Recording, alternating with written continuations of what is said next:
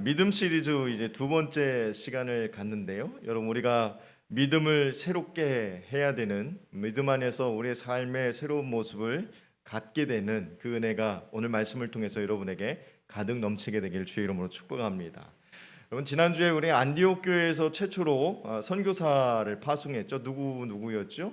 바나바와 사울이었습니다. 그래서 안디옥 교회에서 안수를 받고 선교사로 파송받은 바울과 바나바는 실루기아라는 항구 도시를 거쳐서 그곳에서 배를 타고 구브로라는 이제 섬으로 들어가게 됩니다.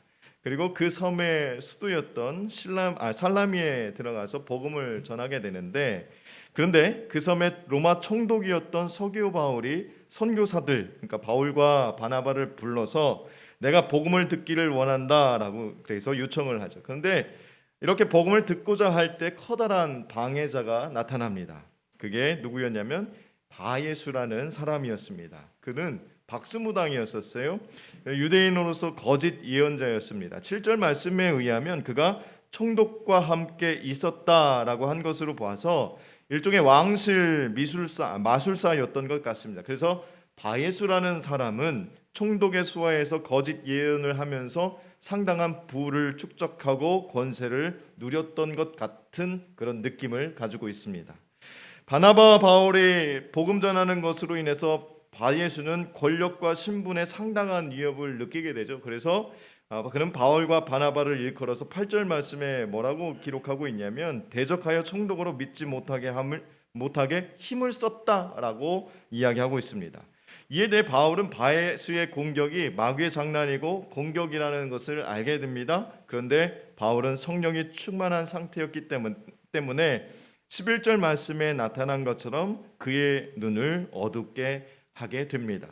그 모습을 본 총독의 마음속에 확신이 생기게 되었고 깊은 감동이 생기게 돼서 하나님을 믿겠다, 예수를 믿겠다라는 복음을 받아들이겠다라고 하는 결단이 서게 되는 거죠. 그럼 본문을 유심히 보다 보면 그런 생각이 들죠. 바울이 성령이 충만하여 엘루마에게 행한 기적은 예전에 사울이었을 적 바울이 자신에게 일어났던 일이었다는 점에서 독특한 것이 사실입니다. 이것이 바울이 회심하게 한 것처럼 조금은 좀 다르지만 엘루마의 눈을 멀게 함으로 엘루마를 직접 회개시키기보다는 서기오 바울이 예수 그리스도를 믿게 되는 놀라운 역사를 보게 됐다라는 거죠. 이 일은 엘루마가 신적 영감을 받는 사람이 아니고 도리어 주님의 대적이라는 사실을 우리에게 인식시키기 위한 것이었습니다. 그저 엘루마는 8절 말씀에 기록된 대로 대적하여 믿지 못하게 하는 사람 정도로만 각인되어질 수 있다라는 거죠. 여러분, 우리 본문을 통해 알 수 있듯이 우리가 예배를 통해서 하나님의 능력으로 무장되면 사람들을 그리스도께로 인도하는 것이 가능해집니다. 뭐예요? 조건이 뭡니까? 성령이 충만하면, 하나님 앞에 우리가 온전히 서 있게 된다면, 우리가 하나님을 믿고 우리가 확신 가운데 있다면 우리는 능히 다른 이들에게 하나님의 복음을 들고 가서 전할 수 있는 담대한 힘이 생기게 되고, 그 일로 인해서 성령께서 도우셔서 그들의 마음을 열게 할 수 있는 힘이 있다라는 사실을 우리 다시 한번 알 수 있다라는 것이요. 바울도 성령이 충만한 상태로 복음을 들고 세상을 향해 전진해 나가게 되니까 복음의 능력을 직접적으로 경험을 하게 됩니다. 우리가 잘 아는 것처럼 자기의 마음과 생각을 죄악으로 가득 채우고 살았던 사람이 갑자기 예수를 믿는 것은 쉬운 일이 아니죠. 여러분, 전도해 보면 가장 많이 듣는 이야기가 뭐예요? 안 들어보셨어요? 저는 가장 많이 듣는 이야기가 내가 나중에 사업이 잘 되면 그때 예수 믿을게요. 아니면 내가 술을 좀 끊고 그러고 나서 예수 믿겠습니다.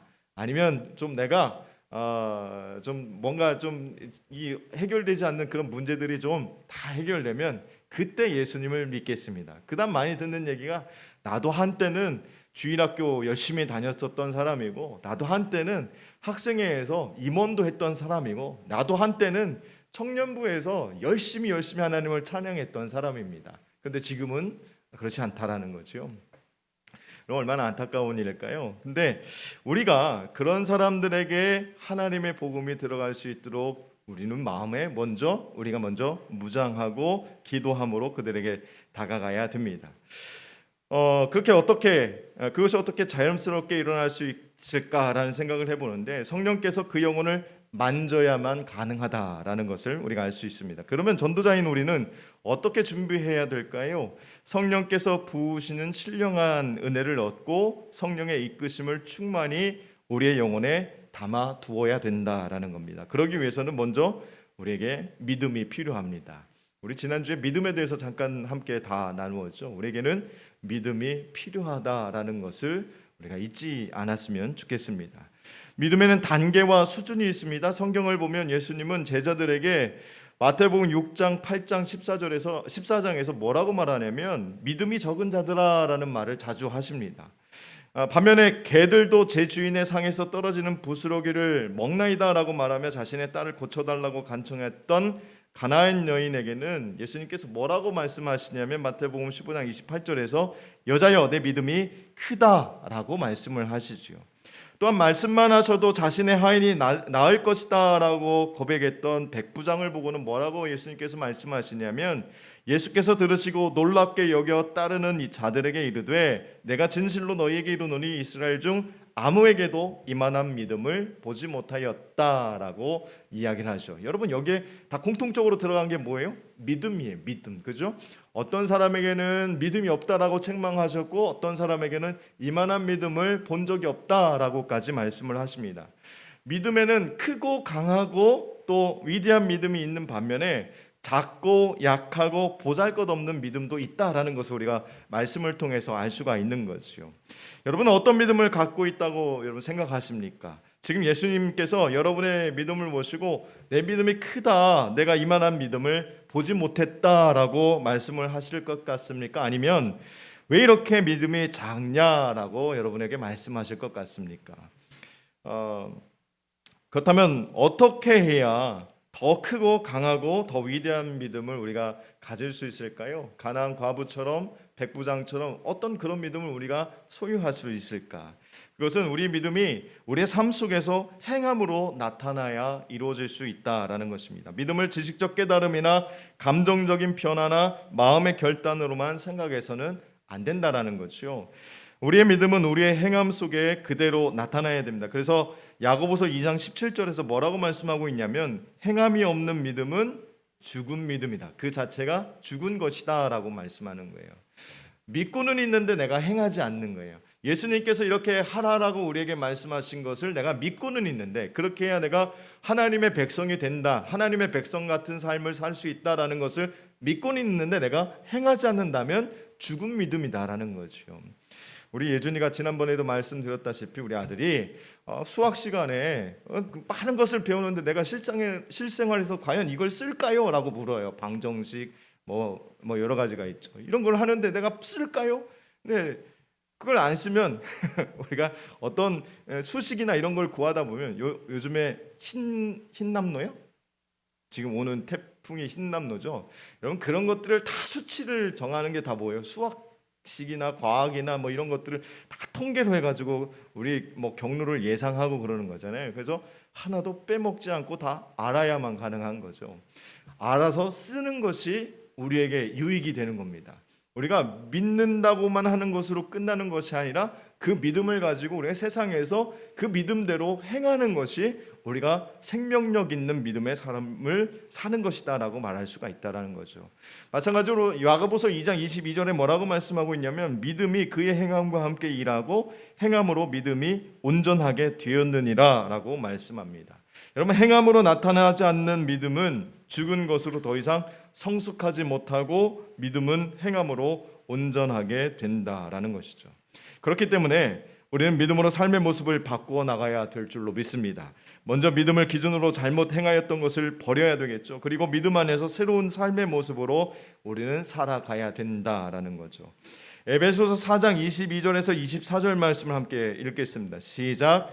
너희는 유혹의 욕심을 따라 썩어져가는 구습을 따르는 옛사람을 벗어버리고 오직 너희의 심령이 새롭게 되어 하나님을 따라 우리의 거룩함으로 지으심을 받은 새 사람을 입으라. 오늘 본문에서 이렇게 우리가 버려야 될 구습, 즉 그동안 잘못 행하였던 삶의 모습이 무엇인지를 다시 한번 깨닫기를 바라고, 믿음을 새롭게 하기 위해서 우리가 버려야 될 것들이 무엇인지를 좀 알게 되기를 주의 이름으로 축복합니다. 오늘 말씀은 본문 10절 말씀을 위주로 함께 믿음을 통해서 우리의 삶이 어떻게 변화되어야 되는지에 대해서 함께 나누길 원하는데요. 10절 말씀을 함께 다시 한번 읽겠습니다. 시작. 이르되 모든 거짓과 악행이 가득한 자요 마귀의 자식이요 모든 의의 원수요 주의 바른 길을 굽게 하기를 그치지 아니하겠느냐. 첫 번째는 우리가 믿음으로 새롭게 살기 위해서는 말을 새롭게 해야 된다라고 말씀하고 있어요. 10절 말씀을 보니까 여기에서 어쩌면 우리에게도 남아있는 세상의 습관들이 있을 텐데 이런 것들을 버려야 될 잘못된 모습들이 나옵니다. 첫 번째는 거짓입니다. 우리는 거짓을 버리고 우리의 말을 새롭게 해야 된다라는 것을 우리가 배울 수가 있는데, 거짓과 거짓말하는 것은 마귀의 속성이다라는 거죠. 요한복음 8장 44절 말씀을 함께 읽겠습니다. 시작. 이는 거짓말쟁이요 거짓의 아비가 되었습니다. 여기서 이는 사탄을 말하고 있죠. 귀신을 말하고 있는 거예요. 마귀를 말하고 있는 거예요. 반대로 우리 하나님은 거짓이 없다라고 디도서 1장 2절에서 말씀하고 있고, 예수님도 그 입에 거짓이 없다라고 베드로전서 2장 22절에서 확실하게 말씀하고 있습니다. 그러므로 거짓말은 마귀의 속성이겠죠. 진실한 말은 하나님의 속성이라고 말할 수가 있을 것 같습니다. 미국의 린다 테일러라는 사람이 있었어요. 그녀는 복지의 여왕이라는 그런 별명이 붙었습니다. 그만큼 그 별명이 붙을 만큼 우리에게도 있죠. 신기순 부교님을 복지의 여왕이라고 우리는 부릅니다. 우리끼리 불러요. 아무도 인정을 해주시는 분이 많이 있을 건데 우리끼리도 그렇게 부릅니다. 어쨌든 린다 테일러라는 사람이 복지의 여왕이라는 그런 별명을 가지고 있었는데, 그만큼 복지에 관한 일을 많이 해왔기 때문에 붙은 별명이었을 것입니다. 일리노이 주에 본거지를 두고 있는 린다는 여러 곳에서 엄청난 기부금을 받아서 많은 복지 활동을 벌이고 있었습니다. 린다가 한창 활동하던 당시 대통령이었던 도널드 레이건이 복지 정책을 의논하기 위해서 린다를 초청할 정도로, 그 정도로 복지 활동을 굉장히 많이 했던 여인이었습니다. 그런데 나중에 밝혀진 바에 따르면 린다의 그런 행적은 모두 거짓이었다라는 것이 들통이 나게 됐어요. 린다는 127개의 다른 사람의 이름을 사용해서 14개 주를 돌아다니며 어떨 때는 변호사, 어떨 때는 또 의사, 그렇게 자신의 신분을 변경하면서 자신을 소개하고 사람들을 속여서 복지기금을 모금했습니다.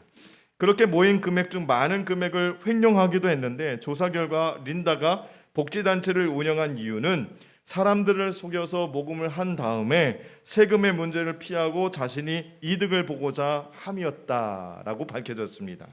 그런데다가 재판 과정에서 린다는 최고의 변호사팀을 구성해서 교묘하게 법망을 피해 유죄 선고를 받지도 않았습니다. 여러분, 참된 선행에는 선한 의도와 선한 결과가 있어야 되겠죠.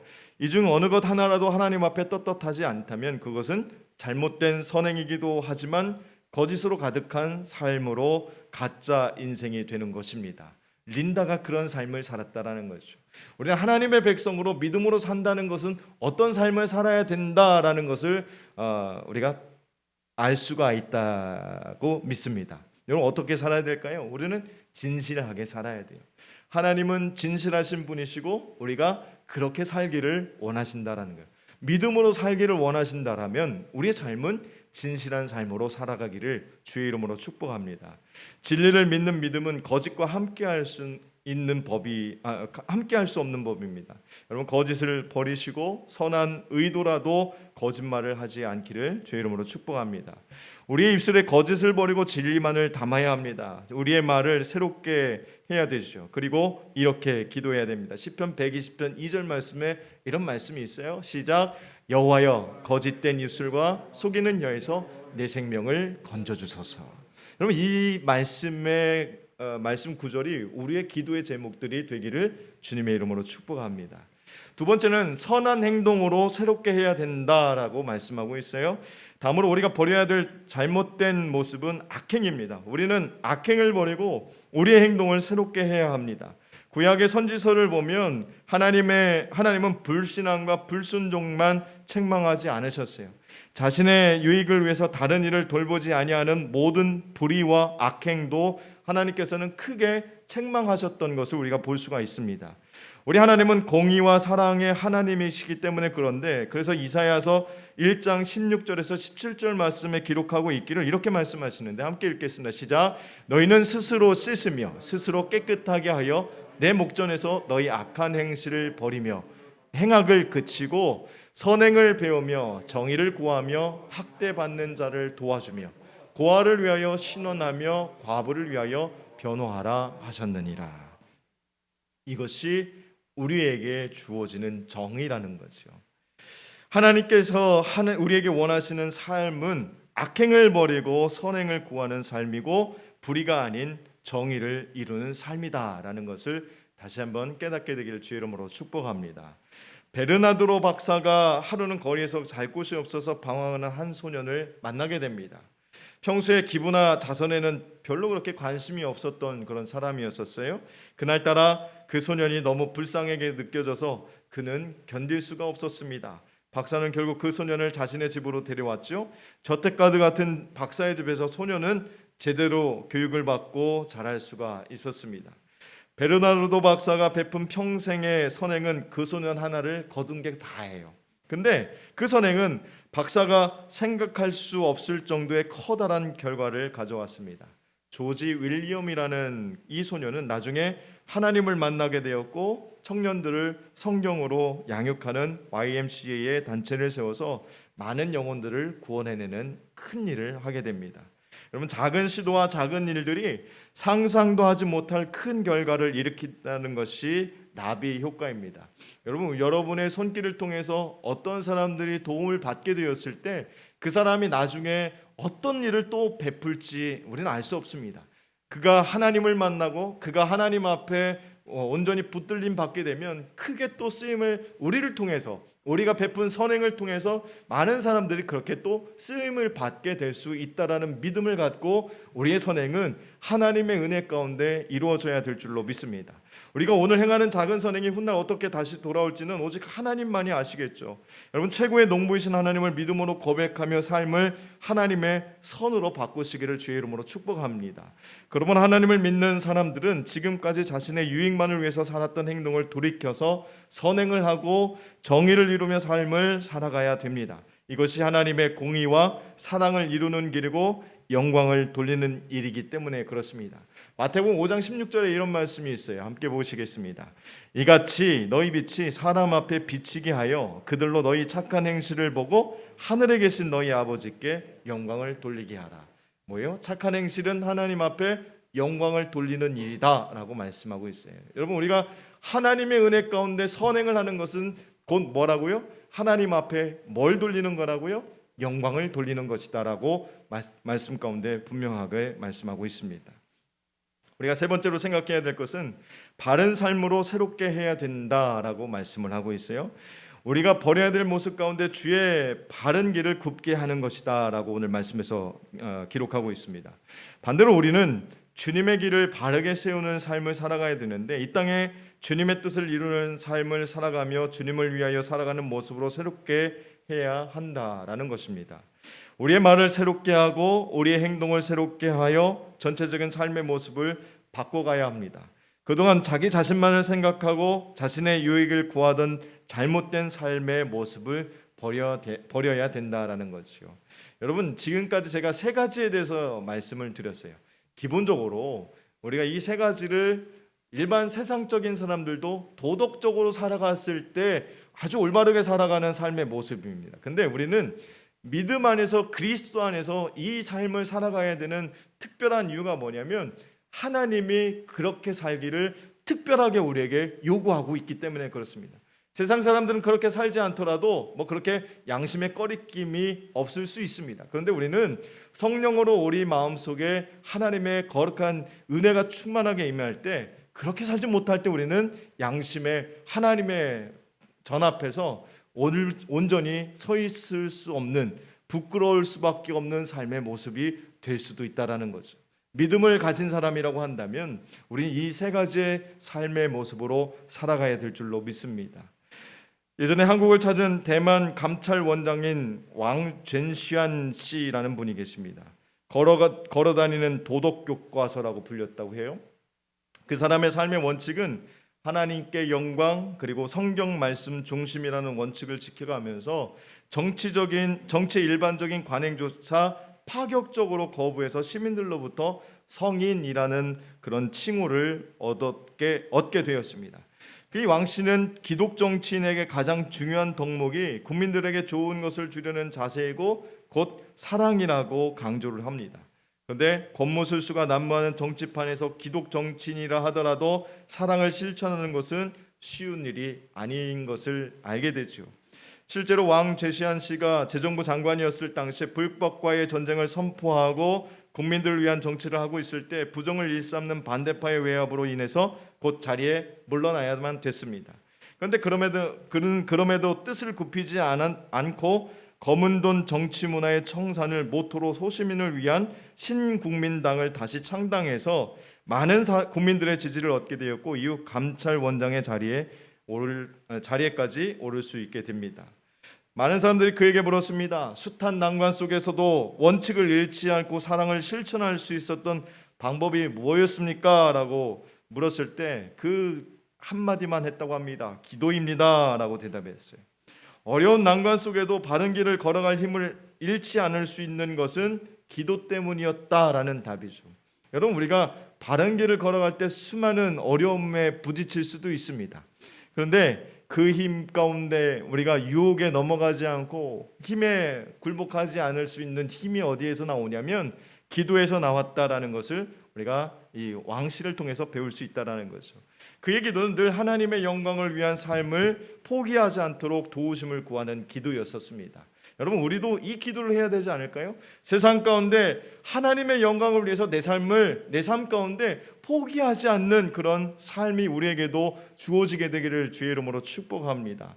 세상 속에서 하나님의 말씀을 따라 살아감으로 세상 속에서 하나님의 이름을 높이는 삶이 우리가 살아가야 될 방향이다라는 거죠. 하나님의 영광보다 사람의 영광을 구해서도 안 됩니다. 요한복음 14장 23절에 이런 말씀이 있어요. 그들은 사람의 영광을 위하여 하나님의 영광보다 더 사랑하였다다. 이게 누구에게 하는 말이냐면 바리새인에게 하는 이야기입니다. 바리새인들에게 그들은 사람의 영광을 하나님의 영광보다 더 사랑했다라고 말합니다.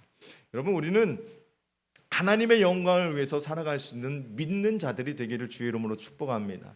하나님의 영광을 위해서 우리가 그렇게 우리의 삶을 포기하지 않고 굽히지 않는 온전한 삶을 살아갈 수 있는 그리스도인들이 되기를 주의 이름으로 축복합니다.